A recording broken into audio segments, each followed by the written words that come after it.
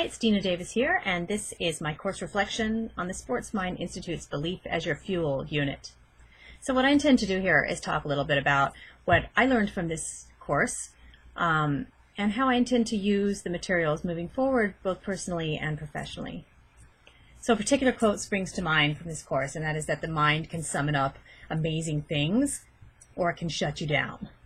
I can honestly say I've experienced both things in my life, both amazing things and some major shutdown. But I don't think I was ever fully conscious of being responsible for those choices.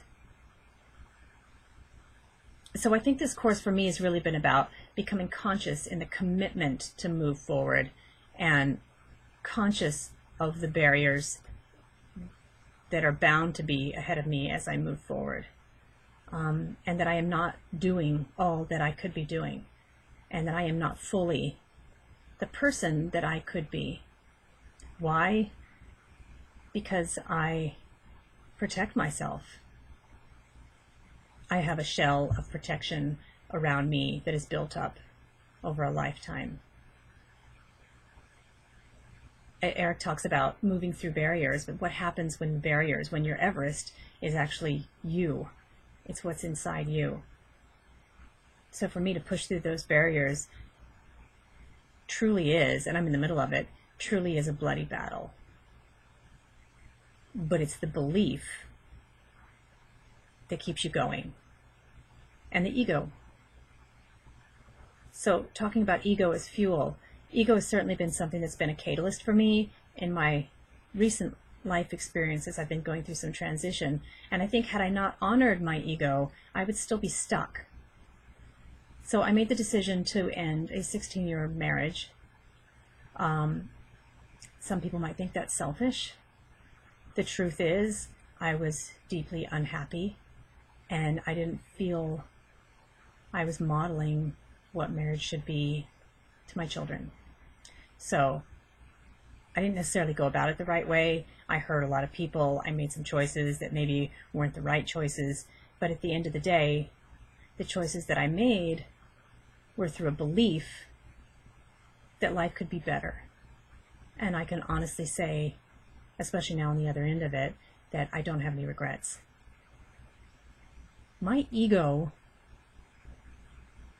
doesn't want to be safe.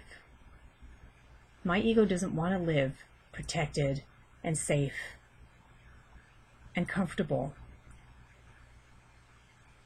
My ego wants to be a part of making a difference in the world, and my ego believes that I can. And what happens if I honor that? So some questions that pop into my mind in this situation that I've gone through in my Everest is, well, how are you going to take care of yourself? What are you going to do for money? What if you can't feed your kids? How are we going to send them to college? What if I end up in a cardboard box? I could go on and on and on, because these are all the questions that I ended up asking myself. And there comes a point where you make the mind like water, as Eric says, and you calm the mind. For me, I have to let those thoughts come through, acknowledge them, and then let them go. Because again, those thoughts keep me in the tent. So what does success look like for me?